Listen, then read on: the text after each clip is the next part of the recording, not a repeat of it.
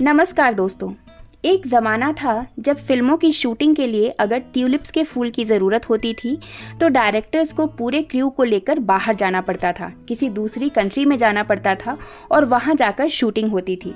लेकिन अब अगर किसी फिल्म की शूटिंग यहां करनी हो जिनमें ट्यूलिप्स के फूल की ज़रूरत हो तो कहीं और जाने की कोई ज़रूरत नहीं है। भारत में ही उन्हें उससे कहीं ज़्यादा खूबसूरत और भरपूर ट्यूलिप्स देखने को मिल जाएंगे। बस इसके लिए आपको श्रीनगर आना पड़ेगा। श्रीनगर के Indira Gandhi memorial tulip garden ने यहाँ आने वाले टूरिस्ट के दिल में अपनी जगह बना ली है और अब इस गार्डन ने यूके के वर्ल्ड बुक ऑफ रिकॉर्ड्स में भी अपनी जगह बना ली है। ट्यूलिप गार्डन का नाम एशिया के सबसे बड़े ट्यूलिप गार्डन के रूप में दर्ज हुआ है, जो 15 लाख ट्यूलिप फूलों की सुंदर श्रृंखला से सजा हुआ है। यहाँ इन फूलों की 68 विशिष्ट किस्में यहाँ की शोभा बढ़ा रही हैं।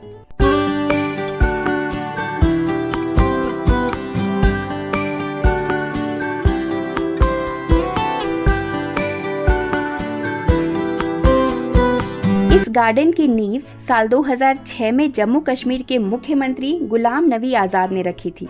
महज 2 साल में तैयार किया गया ये गार्डन कई मजदूरों और बगीचे की देखरेख करने वालों की मेहनत का फल बताया जाता है। भारत अपनी विविधताओं के लिए दुनिया भर में काफ़ी मशहूर है। यहाँ कई ऐसी चीज़ें हैं जिनसे रूबरू होने हर साल भारी संख्या में लोग यहाँ आते हैं। हमारा रहन सहन, पहनावा, बोली और खान पान विदेशों में बहुत पॉपुलर है।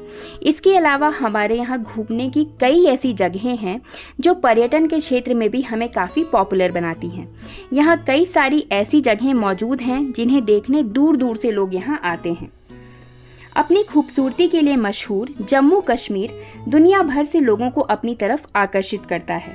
यहाँ कई सारी ऐसी जगहें हैं जिन्हें देखने के लिए दूर दूर से लोगों को यहाँ आने पर मजबूर होना पड़ता है। श्रीनगर में स्थित Indira Gandhi memorial tulip garden भी इन्हीं में से एक है। अपनी खूबसूरती के लिए मशहूर ये गार्डन देश विदेश से आने वाले लोगों को अपनी तरफ अट्रैक्ट कर ही लेता है। अभी हाल ही में इस गार्डन ने एक बहुत बड़ी उपलब्धि हासिल की है। हाल ही में इस पार्क ने एशिया के सबसे बड़े पार्क के रूप में वर्ल्ड बुक ऑफ रिकॉर्ड्स में अपना नाम दर्ज किया है। श्रीनगर के जबरवान पर्वत श्रृंखला की गोद में स्थित इस खूबसूरत गार्डन में लगभग 68 किस्मों की विभिन्न रंगों वाली 15 लाख से ज़्यादा ट्यूलिप्स के बल्ब देखे जा सकते हैं। गार्डन की खास बात यह है कि यहाँ से श्रीनगर की प्रसिद्ध डल झील भी दिखती है। बात करें इस बगीचे की बनावट की तो पूरे गार्डन को ढलान वाली ज़मीन पर सीढ़ीदार तरीके से बनाया गया है। यहाँ ट्यूलिप के अलावा अन्य फूलों की प्रजातियां भी मौजूद हैं जिनमें डैफोडिल्स और भी बहुत सारे फ्लावर्स शामिल हैं। श्रीनगर पर्यटन के मुताबिक राज्य का ये मशहूर बगीचा साल 2007 में कश्मीर घाटी में फूलों की खेती और पर्यटन को बढ़ावा देने के मकसद से खोला गया था। ढलान वाली ज़मीन पर सीढ़ीनुमा तरीके से बनाए गए इस बगीचे में 7 छतें हैं। साथ ही यहाँ हर साल बसंत ऋतु की शुरुआत में एक ट्यूलिप फेस्टिवल का भी आयोजन होता है, जिसका उद्देश्य बगीचे में फूलों की श्रृंखला का प्रदर्शन करना है। नीदरलैंड से मंगाए गए 50,000 ट्यूलिप बल्ब्स के साथ बगीचे की शुरुआत तो छोटे पैमाने पर हुई, लेकिन इसने बहुत ही जल्दी लोकप्रियता हासिल की और इसके चलते हर साल टूरिस्ट और ट्यूलिप दोनों की ही संख्या बढ़ती चली गई। पिछले साल लोकल और टूरिस्ट दोनों तरह के लोगों को मिलाकर 3.65 लाख से अधिक लोगों ने बगीचे का दौरा किया था। इस साल तो और भी ज़्यादा तैयारियां की गई हैं।